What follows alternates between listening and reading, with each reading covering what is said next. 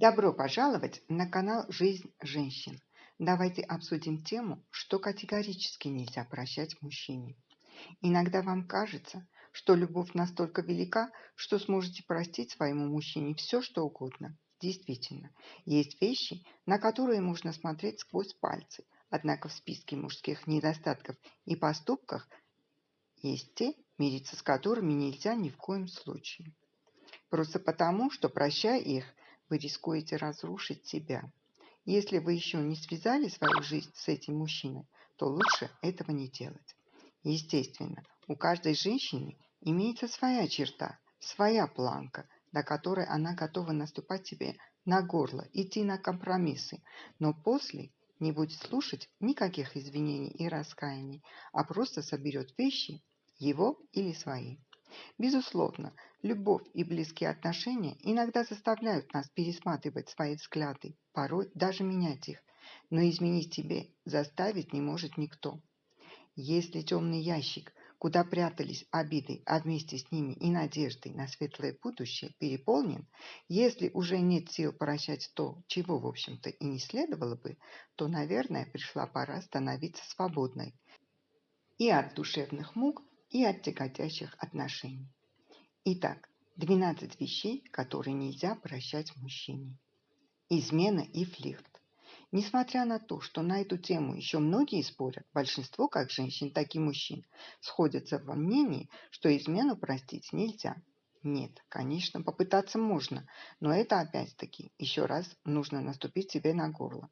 К тому же горькое послевкусие подозрений и недоверия все равно будет преследовать еще долгое время, если не сказать всю оставшуюся жизнь.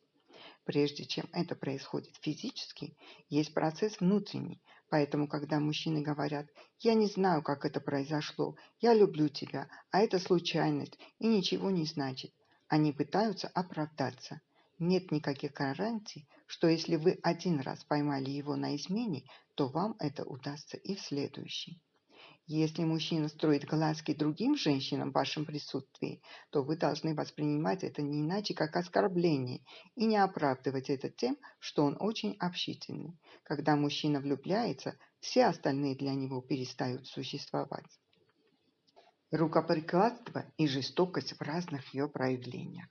Бог создал женщину из ребра Адамова, но не из ноги, чтобы быть униженной им, не из головы, чтобы быть умнее его, а из ребра, чтобы быть равной ему, из-под руки, чтобы быть защищенной им, и со стороны сердца, чтобы быть любимой. Если вместо того, чтобы стать надежным тылом для женщины, мужчина ее унижает, самоутверждается в своей силе, причиняя боль тому, кто слабее, он не мужчина. К тому же, уважение – это одна из опор, на которых стоит любовь и фундамент прочных отношений мужчины и женщины. Бьет – значит не уважает.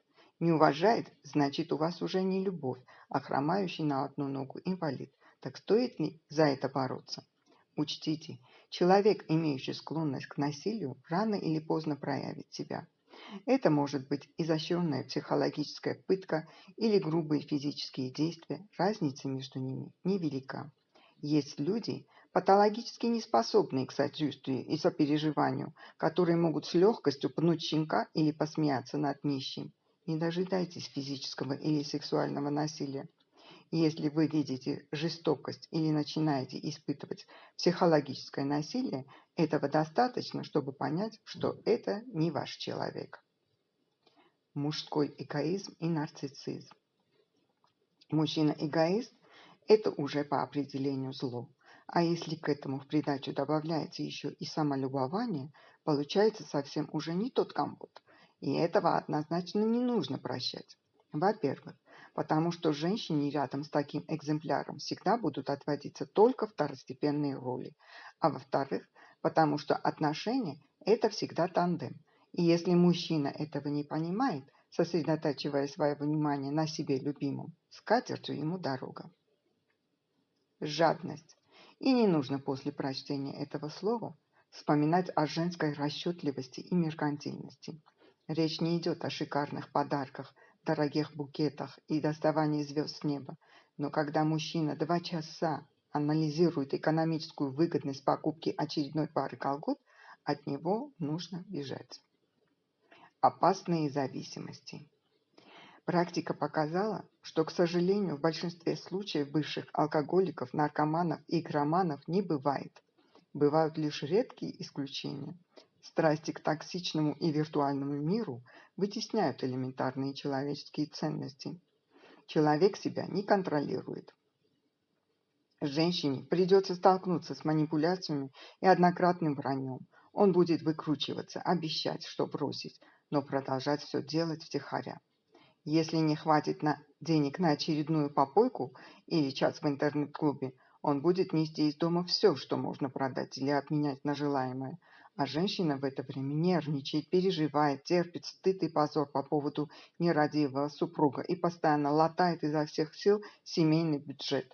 Так вот, женщина создана не для этого. Она мать, жена, хозяйка и хранительница семейного очага, а не Минздрав, чтец моралей, великомученица и рабочая лошадь в одном лице.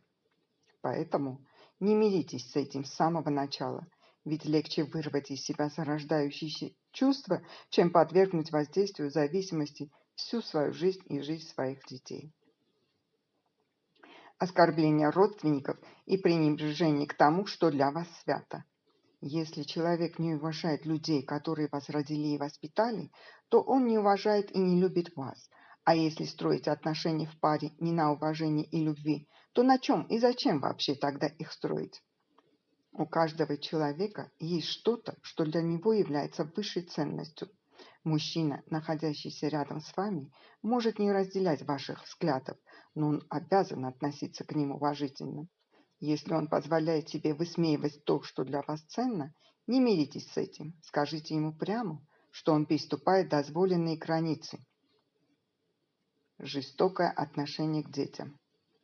Если в отношении себя еще можно кое на что закрыть глаза, увы, многим из нас присуща роль жертвы, то по отношению к детям этого терпеть нельзя. Маленький человек не должен жить в атмосфере насилия. К тому же он не может себя защитить. В этом случае не только материнский инстинкт, но и здравый смысл должны подсказать, что рядом с тираном и деспотом делать нечего. Потребительское отношение. Он не стесняется жить за ваш счет, рассчитывает построить карьеру благодаря вашим знакомствам и родственникам. Первый же намек на его корыстное отношение к вам должен насторожить. Имитировать бурную страсть, особенно если женщина в него влюблена, мужчина может без труда. Но если он уже в начале отношений ведет себя потребительски, скорее всего, со временем ничего не изменится. Оскорбления, в том числе и публичные. Оскорбляя вас публично или наедине, мужчина демонстрирует свое пренебрежение. Если он испытывает удовольствие, видя, как у вас на глаза наворачиваются слезы, знайте, перед вами не тот человек, который способен подарить вам счастье. Возможно, подобное отношение является для кого-то абсолютной нормой, но если для вас это дикость, то даже не находите ни одного оправдания ему, почему он вспылил, накричал, угрожал и был агрессивен. Также задумайтесь, зачем вам отношения с человеком, который умышленно унижает вас при других и получает удовольствие от этого. Немотивированная ревность. Обостренная, ничем не спровоцированная ревность может говорить как о серьезных проблемах с психикой, так и о желании полностью подчинить вас себе. В любом случае, такое поведение мужчины представляет опасность. Чем дольше вы будете находиться рядом с ним, тем более несчастной вы будете себя чувствовать. Спросите себя, хотите ли вы всю жизнь оправдываться перед ним за то, чего не делали? Нежелание принимать участие в вашей жизни. Находясь в отношениях, мы, естественно, ждем от своей половинки участия и помощи, и это совершенно нормально. Просить помощи у своего мужчины для решения проблем, с которыми вы в одиночку справиться не в силах. Он отказывает вам в помощи, показывает, что ему наплевать на ваши трудности. Скорее всего, он не рассматривает ваши отношения как долгосрочный проект. Вы для него не более чем очередная пассия, не первая, но и не последняя. Ложь. Если люди